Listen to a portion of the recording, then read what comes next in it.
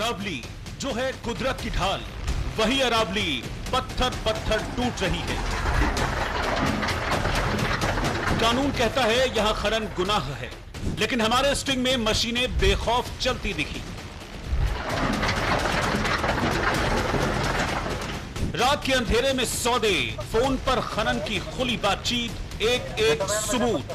अवैध आ रहे हो, बताओ ना। चालू कर ले काम फिर। कहाँ पे? अपने कुछ करिए आ रहा है कोई काम? चल लो ना भाई साहब। क्या रेट में आ रही है? वो 1000 रुपए टन आ रही है।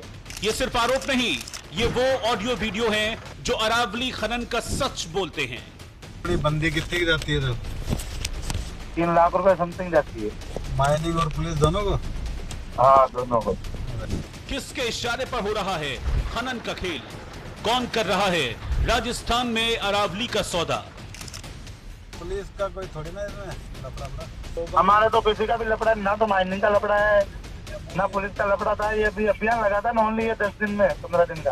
देखिए अरावली के सीने पर चलती मशीनों की पूरी कहानी।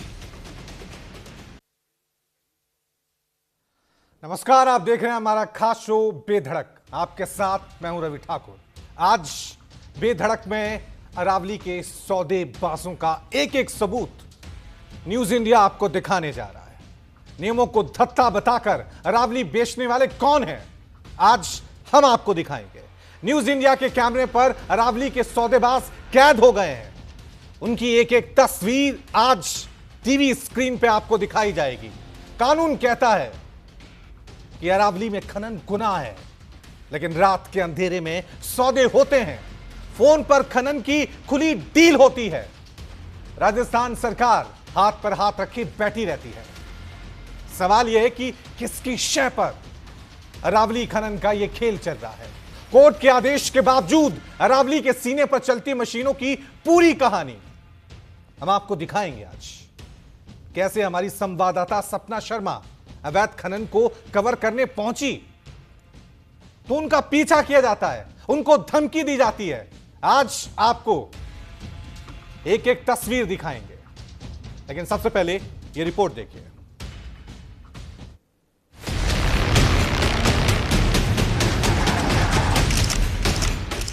अरावली के सौदेबाजों का एक एक सबूत आज न्यूज इंडिया आपको दिखाने जा रहा है।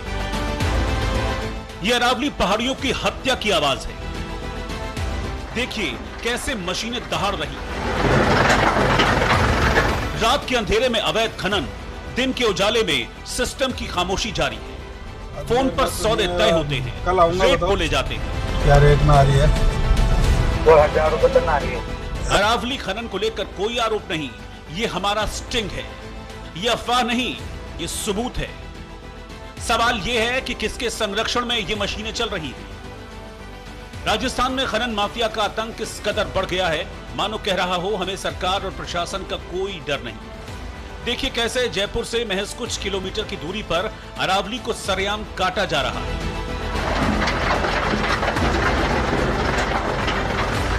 एक ऑडियो हम आपको सुनाते हैं। इस ऑडियो में दो लोग आपस में बात कर रहे हैं। उनकी बातों को सुनकर आप अंदाजा लगा सकते हैं कि राजस्थान में भले ही भजनलाल सरकार कह रही हो कि सब अच्छा है, कोई अवैध खनन नहीं हो रहा, लेकिन हकीकत कुछ और ही है। फोन पर सौदे तय होते हैं, रेट बोले जाते हैं। क्या रेट पड़ेगी दम पर की? पुष्कर कहाँ पाएगा उसका? पुष्कर तिलोरा और उधर मान लो, देखते हैं। अभी वहां तो बंद कर रखा है ना, हमारे इधर तो बजरी सब बंद कर। किधर कर रखे हैं? बजरी आ कहाँ रही है वहाँ पे? अजमेर में तो नहीं आएगा, कल आऊंगा। बताओ कल आओगे ना, मैं सैंपल दिखाऊंगा। वैसा एक नंबर बजरी आ रही जाजपुर से, कोटड़ी जाजपुर से। क्या रेट में आ रही है? वो 1000 रुपए टन आ रही है। ठीक है। इतना ही नहीं, हमारी संवाददाता सपना शर्मा जब खनन स्टोरी को कवर करने गई तो यहाँ चप्पे चप्पे पर बैठे खनन माफिया ने हमारी गाड़ी का पीछा किया। हमारी गाड़ी को रोककर पूछा, कहां से आई हो, कहां जाओगी? लेकिन इन तमाम मुश्किलों के बावजूद न्यूज इंडिया इन तस्वीरों को अपने कैमरे में रिकॉर्ड कर पाया।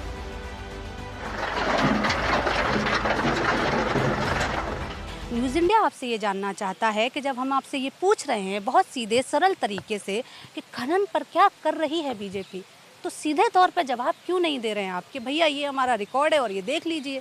मतलब सबसे हास्यास्पद बात ये है कि इस मुद्दे को लेकर सदन में आवाज़ें उठाई जा रही हैं। मेरा सवाल केवल इतना है कि ये आवाज़ें जो सदन में उठती हैं, सदन के परकोटे की दीवारों तक ही क्यों सीमित रह जाती हैं? इन सवालों के जवाब जनता को क्यों नहीं मिलते? खनन की इन तमाम सच्ची तस्वीरों पर जब हमने बीजेपी विधायक बाल मुकुंद आचार्य से बात की तो वो कहते हैं कि आप हमें लिखित में दीजिए, खनन मंत्री तक पहुंचाएंगे। जबकि राजस्थान में खनन विभाग पर सीधी पकड़ खुद मुख्यमंत्री भजन लाल शर्मा की है। खनन को लेके बीजेपी क्या कर रही है? लगातार जिस तरह से अरावली का खनन, बजरी का खनन नहीं, कहीं नहीं हो रहा, ऐसा कहीं नहीं हो रहा। सब तस्वीरें सामने आ रही। मैं भी अभी कवर करके आई थी अलवर के पास में जो अच्छा इधर है, मैं कवर करके आ रही थी। अरावली बिल्कुल अवांटित नहीं है क्षेत्र, उसके बाद भी वहाँ मुझे आप ऐसा बहन जी, आप मुझे लिखित में उस स्थान की जो आप बता रहे हैं सर, फुटेज है मेरे पास, मैं कवर कर दीजिए ना, मुझे दीजिए आप अवैध खनन का मुझे दीजिए। मैं संबंधित मंत्री जी को स्वयं जाकर निवेदन करके आपको भेज दूंगा प्रूफ के साथ कि इस अवैध खनन की शिकायत आई है, कृपया इस पे काम करिए। हमने गृह मंत्री जवाहर सिंह बैडम से भी अरावली खनन पर बात की, लेकिन उनका भी वही जवाब, कार्रवाई करेंगे। सर, ये जयपुर से 15 किलोमीटर महज दूर है, मैं कवर करके लाई हूँ। तस्वीरें ये हैं कि पत्रकार कवर करने जा रहे हैं, गाड़ियों का नंबर नोट कर रहे हैं, सवाल कर रहे हैं, और आप कह रहे हैं कि तस्वीर में सुधार आया। कांग्रेस ये कह रही है बीजेपी के समय हो रहा है, बीजेपी ये कह रही है कि कांग्रेस के समय से तो बड़ी तस्वीर जो है अभी साफ सुथरी हो गई है। तो सवाल जो जनता का जवाब नहीं मिल, मैं आपको ये कह सकता हूँ कि हमारी सरकार जनता के प्रति जवाबदेह होकर के काम कर रही है। जनता के हर विषय को संज्ञान में लेकर के उसका समाधान करने का काम कर रही है। और जहाँ तक आप खनन का विषय उठा रहे हैं, उसमें भी नीतिगत निर्णय लेकर के जो अवैध खनन करने वाले लोग हैं उनके खिलाफ हम कार्रवाई कर रहे हैं। इधर कांग्रेस को बीजेपी सरकार पर खनन को लेकर तंज कसने का मौका मिल गया। उसने झट से कहा, खनन माफिया बीजेपी सरकार में आतंक मचाए हुए हैं, कांग्रेस की सरकार आएगी तो हम सख्त एक्शन लेंगे। अरावली को खाना चाहते हैं, अरावली को खा रहे हैं, अवैध खनन हो रहा है, कोई कार्रवाई नहीं होती, माफियाओं को प्रश्रय देने वाली ये सरकार है। हाँ, सारे कुल मिलाकर अरावली में खनन माफिया बेलगाम है।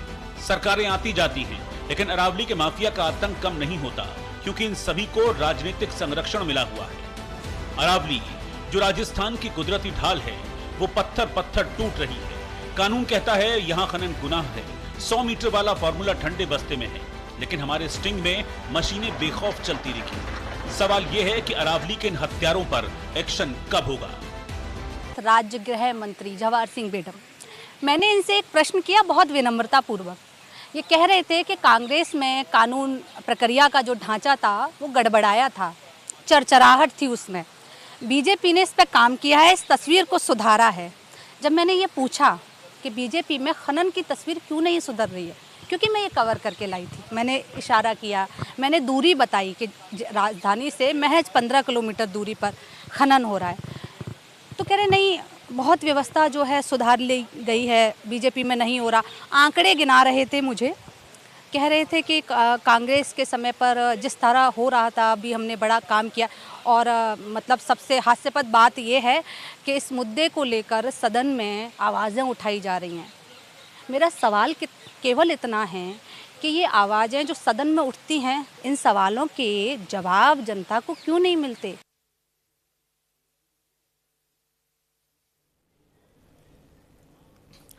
तो अरावली को बचाने के लिए इस देश के लोग सड़कों पर उतरे, राजनीति भी हुई, लेकिन क्या वाकई में अरावली में अवैध खनन रुक रहा है? ये तस्वीरें हकीकत बयां कर रही हैं, सच दिखा रही हैं। इसी मुद्दे पे आज हम चर्चा करेंगे। हमारे साथ इस डिबेट में हमारी संवाददाता जयपुर से सपना शर्मा जुड़ेंगी। बीजेपी की तरफ से सूरज सोनी इस डिबेट में बीजेपी को रिप्रेजेंट करेंगे और कांग्रेस को डॉक्टर राहुल यादव रिप्रेजेंट करेंगे। वहीं आपको बता दें, प्रियंका राणा सोशल एक्टिविस्ट हैं और साथ में प्रोफेसर वीडी त्रिपाठी पर्यावरण वैज्ञानिक भी इस चर्चा में हमारे साथ शामिल होंगे। तो शुरुआत सपना मैं आपसे ही करूंगा, क्योंकि आपकी ये एक्सक्लूसिव रिपोर्ट थी और काफ़ी खतरनाक इलाके में जाकर आपने बड़ी बहादुरी से इस रिपोर्ट को दर्ज किया है। तो जरा दर्शकों को बताएं आपने वहां पे क्या देखा, क्योंकि तस्वीरें तो सच बयान कर चुकी हैं, कि अरावली को बचाने के लिए आंदोलन चलेंगे, दावे किए जाएंगे, वादे किए जाएंगे, कानून बनाए जाएंगे, लेकिन अरावली में अवैध खनन रुकेगा नहीं। क्या देखा आपने वहां पे, क्या हो रहा है वहां पे अभी? देखिए, बिल्कुल दिल्ली मुंबई एक्सप्रेस वे है ये। राजस्थान से महज तक करीब 12 किलोमीटर दूरी का ये दृश्य है जो हमने कैमरे में रिकॉर्ड किया। जब मैं इसको करने गई तो बिल्कुल उजाले में इसको कवर करने गई, 6 लोगों ने मुझे रोका और एक ही तरह का सवाल बीजेपी में करना चाहता हूँ, एक ही सवाल, क्यों आई है मैडम, क्या रिकॉर्ड करके ले जा रही हैं, क्यों रिकॉर्ड करके ले जा रही हैं, दिखाइए गाड़ी में क्या है। मुझे कैमरा छुपाना पड़ा, मुझे मेरा बूम आईडी छुपाना पड़ा उस समय, और हम इंसान हैं, हमको डर लगता है। मैं बस इतना सा सवाल बीजेपी से ये करना चाहती हूँ कि आप जो कागजों में राजस्थान में आंकड़े गिना रहे हैं हमको, वो आंकड़े उन आंकड़ों को रात में क्या हो जाता है, वो मशीनें अपने आप चलना क्यों शुरू हो जाती हैं। मैं बस इतना सा पूछना चाहती हूँ, बाकी तो दृश्य पूरे देखे हैं आपने।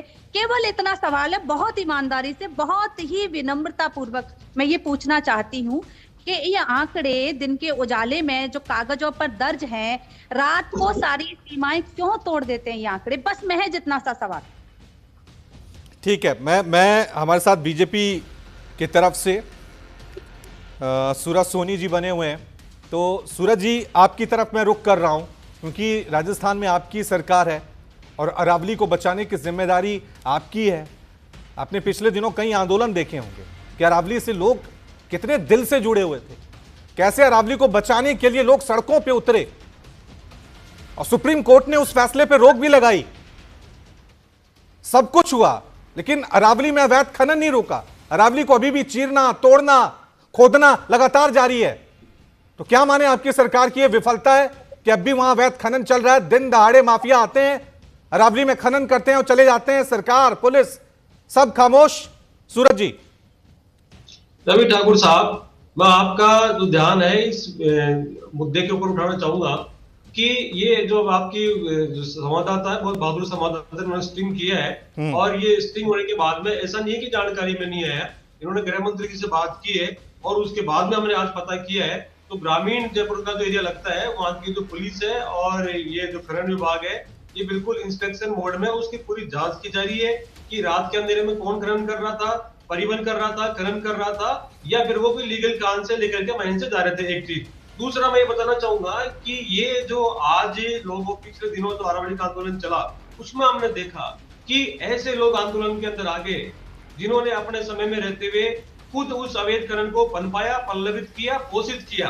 अभी मैं किसी पर आरोप लगाना नहीं चाहता हूं, लेकिन फिर भी जब बात आती है तो आंकड़े तो बोलेंगे बोलेंगे। जब राजस्थान के अंदर 2008 से 13 की सरकार थी, उस समय के जो खनन मंत्री थे, उनके राज में क्या क्या हुआ, वो खुद कांग्रेस के जो दूसरे मंत्री थे उन्होंने आरोप लगाए, और लगता था चुनाव में आरोप लगाए कि किस तरीके से उन्होंने पहाड़ के पहाड़ गायब कर दिए। मैं उस बात में जाना नहीं चाहता हूं, लेकिन मैं ये कहना चाह रहा हूं कि आज जो स्ट्रक्चर है, हाँ ये ठीक बात है, ये जो खनन माफिया है, बजरी माफिया है, ये मजबूत नेक्सस के रूप में पनप करके सामने आया है, और इसके अंदर नेता भी है, अधिकारी भी है, और भी तमाम माफिया है जो पर्यावरण को खत्म करना चाहते हैं और खत्म करने की कागार पे ले गए। लेकिन इसको पल्लवित करने का काम जिन लोगों ने किया है, कोई भी कम गुनाहगार नहीं है, और गुनाहगार करने वाले वे लोग हैं। जब खुलेआम पिछले साल जो है, पिछले शासन के अंदर 16 जनवरी को बाबा विजयदास, महंत विजयदास, जो आसफों के महंत थे पशुपतिनाथ मंदिर के, आपने उस पूरी खबर को पूरे नेशनल मीडिया में देखा होगा कि महंत ने 548 दिन तक आंदोलन किया, भूख हड़ताल की, और उसके बाद में उनको आत्मदाह करना पड़ा। उसके जिम्मेदार कौन थे उस समय? 2021 में जिनकी सरकार थी, वहां के मंत्री मिले हुए थे, सूरज जी, नेता मिले हुए थे, सोनी साहब,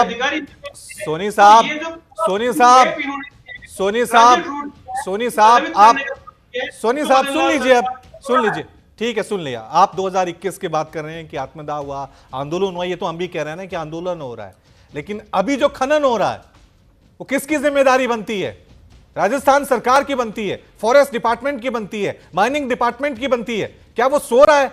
और ऐसे माहौल में जब पिछले 1 महीने में सिर्फ ना राजस्थान बल्कि देश के हर इलाके से, हर राज्य से, हर शहर से अरावली को बचाने की मांग उठी थी, क्योंकि अरावली सिर्फ राजस्थान का ही धरोहर नहीं है, पूरे देश की धरोहर है। जिम्मेदारी तो राजस्थान सरकार की बनती है।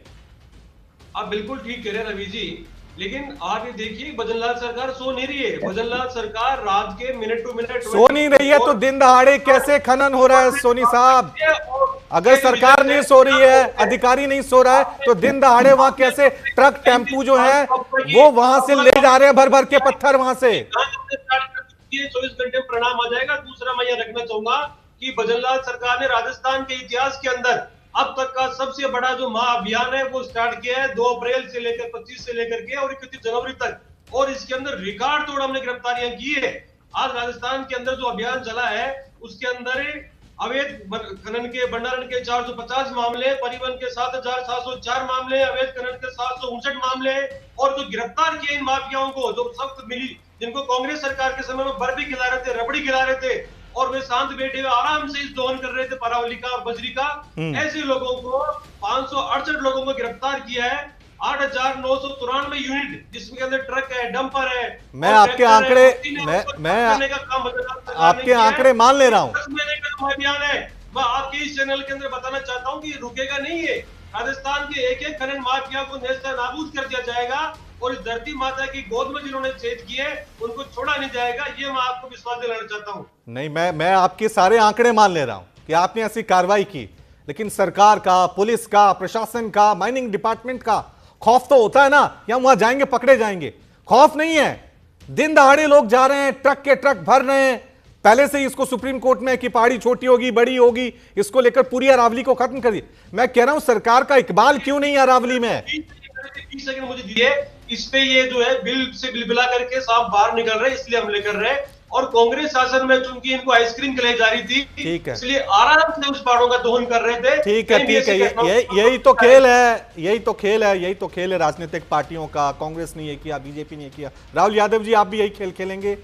आपने ये किया, हमने ये किया, सरकारें किसी की भी हो, लेकिन अरावली को बचाने का किसी ने सख्त कदम नहीं उठाए। अगर उठाए होते तो लोग सड़कों पे नहीं होते। अगर उठाए होते तो आज भी खनन वहां जारी नहीं होता इतने बड़े आंदोलन के बाद। देखिए, अभी भाजपा के प्रवक्ता कह रहे थे कि भजनलाल की सरकार वहां सो नहीं रही है। वहां ठीक बात है, वो रात में नहीं सो रही है, क्योंकि रात को इनको और दिन में सो रही है, इसलिए दिन में खनन हो रहा है। तो भाजपा के प्रवक्ता ने अभी कहा अपने वक्तव्य में कि सरकार जो है इंस्पेक्शन कर रही है, जांच कर रही है। अभी भी कार्रवाई शब्द का इस्तेमाल नहीं किया कि हम कार्रवाई कर रहे हैं। दूसरा, शुक्र है कि ये कांग्रेस को कोस रहे थे। ये अभी थोड़ी देर में अगर देखेंगे तो आगे हो सकता है इसी डिबेट में ये भी कह दे कि नेहरू जी खनन कर रहे हैं, तो ये भी कह सकते हैं। दूसरा, इन्होंने कहा कि पुलिस पर जो है हमले हो रहे हैं। ये देखिए, इसको कितनी बड़ी वाहवाही मानते हैं कि पुलिस पर हमले हो रहे हैं। इसका मतलब है आपकी सरकार का और पुलिस का इकबाल खत्म हो चुका है राज्य से। तो ये सारी चीजें हैं। देखिए, दुनिया की जो सबसे पुरानी और अरे भाई, बीच में मैंने आपको इंटरप्ट नहीं किया, देखिए, दुनिया की जो सबसे पुरानी जीवित जो है पर्वत श्रृंखला है, जिसकी उम्र करीब 150 से 300 वर्ष मानी जाती है। लेकिन आज सच्चाई ये है कि पहाड़ को कागज पर इनकी सरकारों के द्वारा लगातार छोटा किया जा रहा है। इसी तरीके से मोदी जी की भी मंशा भी हमारे सामने आई थी। परिभाषा को बदलकर संरक्षण छीना जा रहा है इनकी तरफ से, और ये सब भारतीय जनता पार्टी और नरेंद्र मोदी के शासनकाल में हो रहा है। ये बहस जो है, ये विकास बनाम पर्यावरण की नहीं है, ये बहस है कानून बनाम कॉर्पोरेट हितों की। इनको कॉर्पोरेट के हितों को लेकर ये सारी चीजें करनी पड़ती है। अरावली कोई एक दो ऊंची पहाड़ियां नहीं है, ये एक लगातार फैली हुई भूवैज्ञानिक संरचना है, जिसमें ऊंची पहाड़ियां हो और छोटी पहाड़ियां हो, ढलान हो, पठारी क्षेत्र हो और निचले पहाड़ी जंगल हो, सब शामिल है। लेकिन और देखिए, जिस तरीके से इन्होंने जो इर्द गिर्द के राज्यों में आप दिल्ली एनसीआर के देखेंगे तो भाजपा की शासित सरकारें हैं। मध्य प्रदेश हो, राजस्थान हो, हरियाणा हो, अभी तो दिल्ली हो, तो दिल्ली और एनसीआर में 35 से 40% जो भूजल रिचार्ज है वो उसमें है। ये थार रेगिस्तान की रेत को दिल्ली तक आने से रोकती है। ये धूल जो है तापमान और हवा की गुणवत्ता को संतुलित करती है। तो इनको अरावली की कोई किसी तरीके की फिक्र नहीं है। ये सिर्फ कांग्रेस पर आरोप मनेंगे। अभी देखिएगा, अपने आगे के वक्तव्य में अभी नेहरू जी को भी कहेंगे कि नेहरू जी खनन कर रहे हैं। नेहरू जी खनन माफिया हैं। तो ये भाजपा का चाल चरित्र चेहरा है इस तरीके का। अरावली का निचला हिस्सा ठीक है, देखिए ये बीजेपी नेहरू वेरू हम उसमें नहीं फंसेंगे, लेकिन मैं आपको, क्योंकि आप भी तो कह रहे हो कि आप इन पे आरोप लगा रहे हैं, इन पे आरोप, बेशक इसमें जिम्मेदारी जो बनती है वो इस वक्त बीजेपी सरकार की बनती है, मुख्यमंत्री भजन लाल की बनती है। लेकिन अगर मैं यहां पे देखिए जो रिपोर्ट आई है, मैं उस रिपोर्ट का हवाला आपको दे दूं। Forest survey of India FSI की रिपोर्ट आई थी, उसमें यह कहा गया था कि 10,000 पहाड़ियों का खनन हुआ है। 10,000 पहाड़ियां, आप सोचिए अरावली को कितना नुकसान पहुंचाया गया। ये 10,000 पहाड़ियों का खनन हुआ है, तो यह महज 2-3 सालों में नहीं हुआ है राहुल जी, ये आपकी सरकार थी तब भी चल रहा था। नहीं, बिल्कुल ये अभी से नहीं हो रहा है। मैं तो कह रहा हूं कि आप आते हैं तो इन पे आरोप लगाते हैं, ये आते हैं तो आप पे आरोप लगाते हैं। 10,000 पहाड़ियां खोद दी गई हैं अरावली में, अरावली को खत्म करने का पूरा प्लान चल रहा है।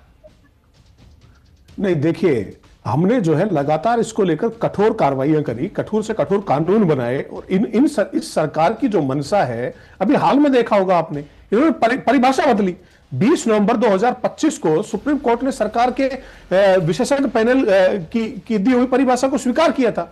उस परिभाषा के अनुसार सिर्फ वही क्षेत्र अरावली माने जाएंगे जिनकी ऊंचाई 100 मीटर या उससे ज्यादा हो, या 500 मीटर के दायरे में समूह में हो। इसका सीधा मतलब यह है कि 100 मीटर से कम ऊंचाई अरावली नहीं है इनकी मानसिकता से और इनके हिसाब से। अलग थलग छोटी पहाड़ियां भी अरावली नहीं है इनके हिसाब से। यानी कागज पर लगातार इनके द्वारा अरावली को छोटा किया जा रहा है। मैं इस बात से कतई नहीं भाग रहा कि हमारे समय में नहीं हुआ, कहीं कुछ होंगे, कुछ गड़बड़ियां रही होंगी, लेकिन कुछ नहीं, मैं कहता रहा हूं पिछले कई सालों में हमने 10,000 पहाड़ियां राज बीजेपी का हो, राज कांग्रेस का हो, 10,000 गिनने में मतलब एक धरोहर है अरावली। नहीं, धरोहर है। इस देश से पहले भी अरावली थी, तब भी अरावली को हम इस तरह से खोते जा रहे हैं, राजनीति में, पैसे के लालच में, कॉरपोरेट के चंदे के चक्कर में, और कोई नहीं उठा रहा है। जब न्यूज इंडिया ये तस्वीरें दिखा रहा है, तब भी सरकार की, प्रशासन की कोई नींद से नहीं जाग रहा है। राहुल जी देखिए, अभी आपने चंदे की बात करी, तो चंदे का तो अभी सामने आई थी चीजें कि चंदा जिस तरीके से एक तरफा भाजपा सरकार को मिल रहा है, तो इसमें तो भाजपा गिरती हुई नजर आ रही है। देखिएगा जिस तरीके से गाय काटने वालों से, खनन करने वालों से, अपराध की कंपनियों से पीएम केयर फंड में पैसा आया, तो ये सारी चीजें चंदा भी आप कह रहे हैं कि तो इसमें तो हमने अगर भ्रष्टाचार किए होते तो हमारे पास भी चंदे होते। हमारे पास चंदा नहीं है, देखिएगा। ठीक है, ये तो देखना है, लेकिन सवाल हमारा अभी बना हुआ है कि इन सब के बीच जब हमारी रिपोर्टर सपना शर्मा वहां पहुंचती हैं, सपना, क्योंकि हमने देखा आप पे कोशिश भी की गई, एक हमला हुआ, आपकी गाड़ी का नंबर जांचने की कोशिश की गई, क्या घटा था उस वक्त आपके साथ जब आप ये रिपोर्ट कवर कर रही थी सपना? देखिए, सबसे पहले तो मैं जिस इलाके में मैंने प्रवेश किया, क्योंकि आवंटित जो क्षेत्र है उससे 5 किलोमीटर पीछे के दायरे में ये सब हो रहा था, तो मैं वहां कवर करने गई तो पहले कोई व्यक्ति मुझे मिले जिनके चेहरे पर साफी टाइप कुछ लपेटा हुआ था, मुझे बस उनकी आंखें याद है। तो उन्होंने खोला फिर चेहरा और मुंह से मेरे को बोलते हैं कि ये आप कहाँ से आ रही हो? तो मैंने कहा मैं तो ऐसे ही थोड़ा भ्रमण करने निकली थी, तो इधर आ गई हूँ। फिर उसके बाद चूंकि अब इनका क्या तंत्र इस मामले में, बीजेपी सरकार में केवल एक सरकार की बात नहीं करेंगे यहाँ पर हम, ये जो सरकारी तंत्र है ना, इतना सुव्यवस्थित ढंग से चलता है। एक आदमी मजाल है कि आंख से कोई ईमानदार पत्रकार निकल जाए इनके, ये वहां से ऐसे कैप्चर करते हैं, इनकी आंखें तटस्थ उस व्यक्ति को देखती हैं कि गाड़ी रोको। और एक ही तरह का सवाल मेरा उस समय, मैं मतलब हम इंसान हैं, हमको डर लगता है, और मैं ये वाजिब सवाल दोनों प्रवक्ताओं से पूछना चाहती हूँ। ये ऐसा नहीं है, अभी ये हवाला दे रहे थे ना कि हमारे तो अब हमारे टाइम पे नहीं होता था, नहीं, 1996 में, ये मेरे कितनी विडंबना की बात है, मुझे हंसी आ रही है ये बोलते हुए, ये मेरे जन्म के लगभग आसपास की बात है। आप सोचो 3 पीढ़ियों का समय गुजर गया। 1996 में सुप्रीम कोर्ट का एक फैसला आता है, उसमें सुप्रीम कोर्ट कहता है कि केवल ऐसे वन को वन नहीं माना जाएगा जो वन है, बल्कि जिनका स्वभाव वन जैसा होगा उनको भी वन माना जाएगा। इनको वन संरक्षण के रूप में रखा गया। और हो क्या रहा है, आप उसको केवल पत्थर भी नहीं मान रहे। वन तो बहुत मतलब सॉफ्ट कॉर्नर हो गया, आप पत्थर भी नहीं मान रहे, आप ये भी नहीं मान रहे हैं कि, और अब विकास की बात हो रही है। मैं राज्य मंत्री से पूछती हूँ, राज्य गृह मंत्री से, तो मुझसे वो मेरे से उल्टा जवाब कहते हैं, नहीं मैडम आप जो है मुझे तो बोलने दीजिए, आप एक ही बात को 4 बार दोहराएंगे। मैं कह रही हूँ जनाब मुझे आंसर चाहिए, मैं ये जानना चाहती, केवल ईमानदारी से मैं बार बार मैं कह रही हूँ, इस डिबेट को भाषाई डिबेट मत बनाइए आप लोग। आप लोगों की भाषा बहुत प्रगाढ़ है, बड़े बढ़िया शब्द आते हैं आपको। हमको केवल न्यूज इंडिया केवल इतना चाहता है राजस्थान से कि आप ये बताइए कि खनन एक शेर है राहत इंदौरी साहब का, रविकांत मुझे इस समय याद आ रहा है, मैं चाहती हूँ इन दोनों पार्टियों के प्रवक्ता के कानों तक ये जाए। कैसे हैं राहत इंदौरी साहब, चरागों का घराना जल रहा है, हवा से दोस्ताना चल रहा है, नए किरदार आते जा रहे हैं मगर नाटक पुराना चल रहा है। तो ये जो खनन का नाटक है ना, ये आजकल का नहीं है। ये मेरा जन्म राजस्थान के पूर्वी हिस्से में हुआ, वहां देखिए बजरी खनन, देखिए हत्याएं हो जाती हैं। इसलिए मुझे मालूम था, मैं बहुत सचेत ढंग से कवर करने गई क्योंकि मैंने अपने जन्म से इन चीजों को बहुत नजदीकी से देखा है। तो आप ये हुलाना कृपया करके मतलब स्क्रीन पे ना दीजिए कि हमारे टाइम पे तो मियां नहीं होता था, इनके टाइम पे होता है। ये जरूर हो जाता है, ये वही सवाल हम उठा रहे हैं, वही सवाल हम उठा रहे हैं कि सिर्फ एक सरकार नहीं, जितनी भी सरकारें आई जिनकी जवाबदेही थी, जिम्मेदारी थी, सभी कहीं ना कहीं विफल हुए हैं। ठीक है, हमारे साथ प्रोफेसर वीडी त्रिपाठी भी बने हुए हैं। त्रिपाठी साहब, मैं आपकी तरफ रुख करना चाहूंगा क्योंकि आप रिनाउंड पर्यावरण वैज्ञानिक हैं। बहुत सारी इस देश में अनदेखा यूरोपियन कंट्रीज में पर्यावरण को लेकर, एनवायरनमेंट को लेकर बड़े आंदोलन चलते हैं और सख्त कदम सरकारें भी उठाती हैं। अरावली का पहली बार मुद्दा उठा इस देश में, लगा कि कोई पर्यावरण को लेकर वाकई में गंभीर है, लेकिन जैसे ये मामला ठंडा हुआ फिर से खनन शुरू। रवि जी, आपने एक बहुत महत्वपूर्ण मुद्दे पर मुझे बुलाया, तो मैं अपने सभी मित्रों से और आपके चैनल के माध्यम से आम लोगों को मैं बताना चाह रहा था कि ये जो अरावली खनन का मुद्दा है, यह जाति धर्म राजनीति का मुद्दा नहीं है, ये जीवन मरण का प्रश्न है और इसे हम सभी लोगों को समझना पड़ेगा। दिल्ली से लेकर हरियाणा होते हुए और राजस्थान से गुजरात तक जो अरावली की श्रेणी फैली हुई है, करीब करीब 700 किलोमीटर है। यह जो है तमाम लोगों को के जीवन को बचाती है। जिस तरह से खनन हो रहा है अरावली का, उस तरह से हम लोगों को एज ए पर्यावरण वैज्ञानिक डर लग रहा है कि आगामी आने वाले दिनों में जो वहां की बायोडाइवर्सिटी समाप्त हो रही है, पौधे खत्म हो रहे हैं, जीव जंतु खत्म हो रहे हैं और उसका फिजिकल स्ट्रक्चर खत्म हो रहा है, तो जो राजस्थान की धूल है, रेत है, वह रेत दिल्ली और हरियाणा तक उड़ करके जाएगी। ऐसी स्थिति में यदि हमें जन जीवन को बचाना है, अपने जीवन को बचाना है, यहाँ हमें कोई राजनीति नहीं करनी है, हमें सब लोगों को एक साथ जुट करके अरावली के खनन को रोकना है। क्योंकि अरावली का जो खनन है कुछ लोगों के लिए फायदेमंद हो सकता है, लेकिन आम आदमी के लिए, जिसके लिए जीवन मरण का प्रश्न है, मैं बताऊं आपसे कि पौधे लगातार कम होते जा रहे हैं, ऑक्सीजन की मात्रा जिसको हम प्राणवायु कह रहे हैं, वहां मेजरमेंट किया गया था, उस इलाके में कम हो रहा है, कार्बन डाइऑक्साइड की मात्रा बढ़ती चली जा रही है, टेम्परेचर बढ़ता जा रहा है, ह्यूमिडिटी कम हो रही है, जलवायु में परिवर्तन हो रहा है। ऐसी स्थिति में हम अपने सभी मित्रों से ये अनुरोध करना चाहेंगे और सपना जी को खास करके मैं धन्यवाद देना चाहूंगा कि उन्होंने जान पर खेल करके इस तरह की स्टिंग ऑपरेशन करके और सभी लोगों को ये दिखाया कि नियम कागज पर भले बंद हो गया हो खनन, लेकिन अभी खनन बंद नहीं हुआ है। ऐसी स्थिति में मैं राजस्थान सरकार से मैं विशेष रूप से अनुरोध करना चाहूंगा कि वहां यदि जन जीवन को बचाना है, हवा को ठीक रखना है, ऑक्सीजन की मात्रा बचानी है और वहां जल पीने के लिए उपलब्ध कराना है, तो अरावली के खनन को अविलंब हमें रोकना पड़ेगा। यदि हम नहीं रोकते हैं तो ये तो जरूर लगता है हम यहाँ सभी सरकार, सभी पार्टियों से, क्योंकि मैं बताऊं तो 1972 से जब मैंने गंगा जल प्रदूषण पर पहले काम करना शुरू किया तो उस समय मुझे खुशी है कि सारी राजनीतिक पार्टियां, सभी धर्म के, सभी जाति के लोगों ने आकर एकजुट होकर के गंगा को बचाने का काम किया था। आज हमें मौका मिला है तो मैं आपके माध्यम से अनुरोध कर रहा हूं, सोनी जी से मैं अनुरोध कर रहा हूं कि अपने सारे लोगों को समझाएं और इस खनन को रोकना पड़ेगा। यदि हमने खनन को नहीं रोका तो आगे आने वाले दिनों में हमें आपको छोड़ दीजिए, हो सकता है कि हम और आप न रहें, लेकिन जब आपके भविष्य में जो बच्चे आएंगे उनका जीवन दुर्भर हो जाएगा उस इलाके में। बिल्कुल, आने वाली पीढ़ियां अनुरोध है कि आप खनन पर तत्काल, आने वाली पीढ़ियां हमसे सवाल करेंगी, आने वाली पीढ़ियां हमसे सवाल करेंगी कि आपने हमें किस तरह की हवा दी, निश्चित आपने हमें किस तरह का पर्यावरण दिया। आप सिर्फ अपने स्वार्थ के लिए वहां पे खनन करते गए, पहाड़ों का, जंगलों का। हम यहाँ नोएडा में बैठे हैं, लेकिन अरावली की पहाड़ी से सीधा सीधा कनेक्शन हमारा भी है। राजनीति नहीं काम आएगी, हम पे भी उसका असर होता है। ऑक्सीजन के अभाव में मरेगा।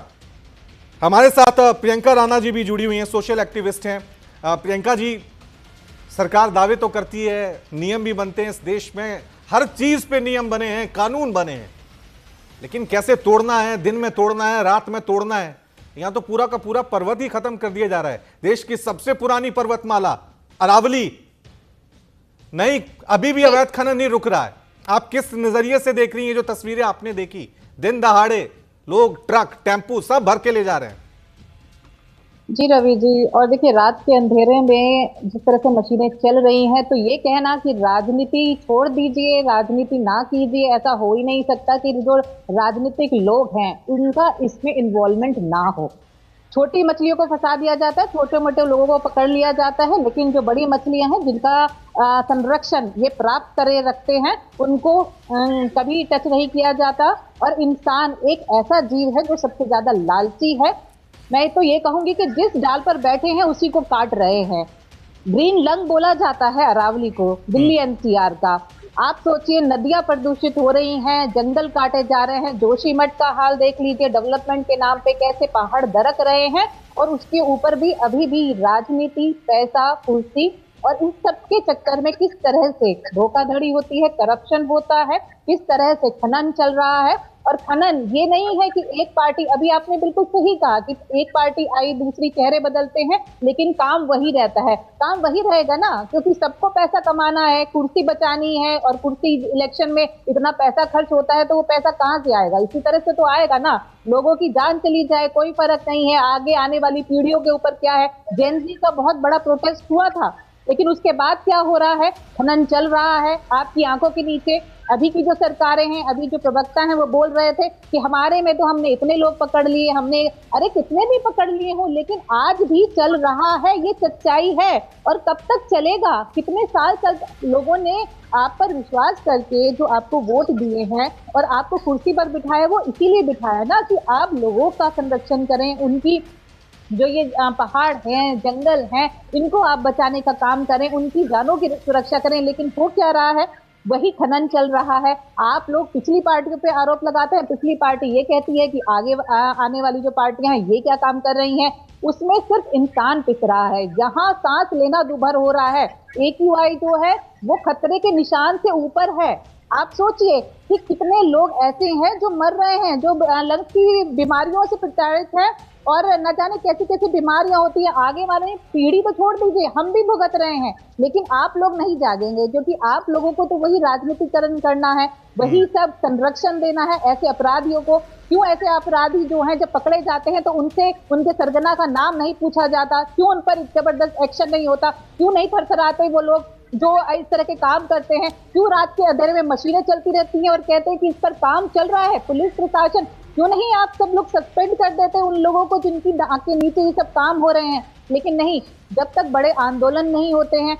मैं तो साधुवाद देती हूँ आपके चैनल को और सपना जी जैसी बहादुर लड़की को, जो वहां जाकर के जान का खतरा उठा करके इस तरह के टेस्टिंग ऑपरेशन कर रहे हैं। नहीं तो आप सोचिए कि आज के समय में अगर इस तरह की चीजें होती हैं तो रातों रात ना रिपोर्टर रहता है, ना चैनल के ऊपर भी आंच आ जाती है। तो इस तरह की चीजें अगर कोई चैनल कर रहा है तो यही है ना, कि ठीक है, मीडिया हो गया, न्यूज़ इंडिया अपनी जिम्मेदारी निभा रहा है, सपना वहां अपनी जान खतरे में डालकर वहां माफियाओं के बीच, खनन माफियाओं के बीच रिपोर्टिंग कर रही है।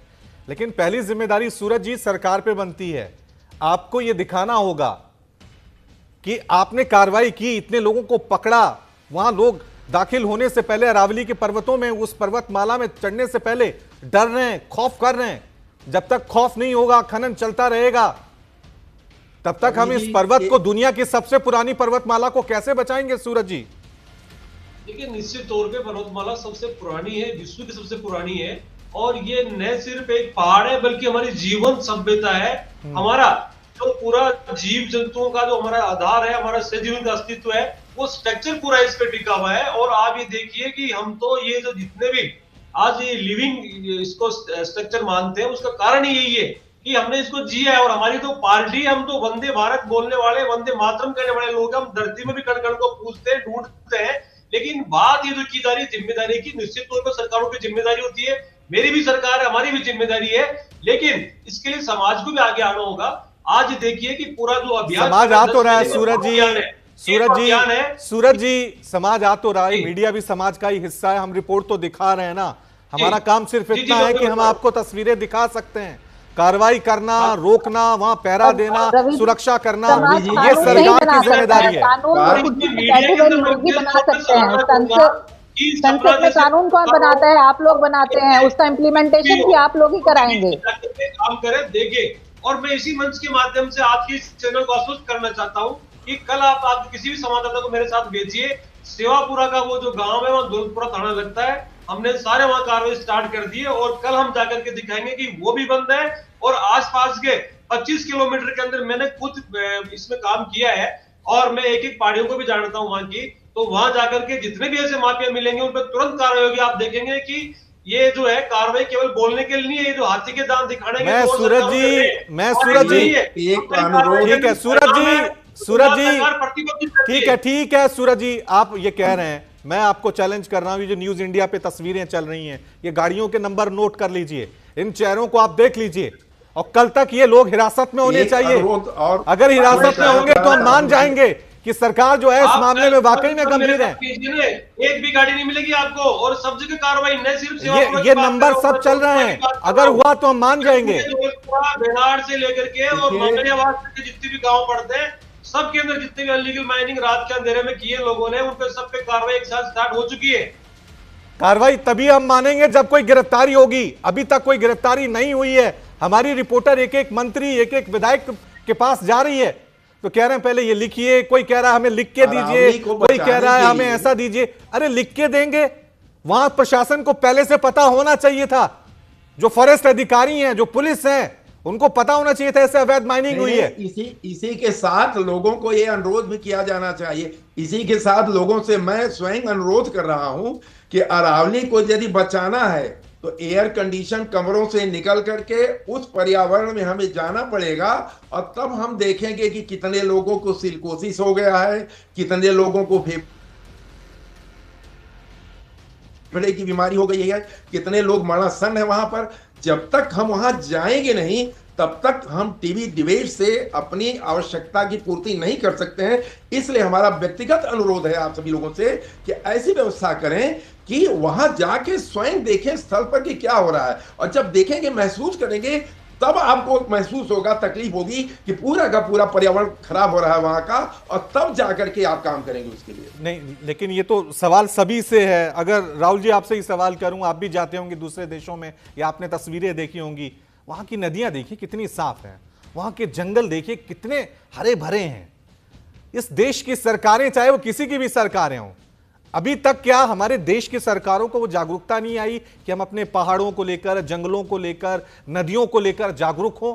ये भी हमारे देश के मुद्दे हों। कोई जाति में फंसा हुआ है, कोई धर्म में हमें उलझा रहा है, लेकिन जो असली प्रकृति मां है, जिससे हम सब हैं, जिसका सीधा कनेक्शन हम सबसे है, उसके लिए कोई सरकार आगे आकर कोई कदम नहीं उठा रही है।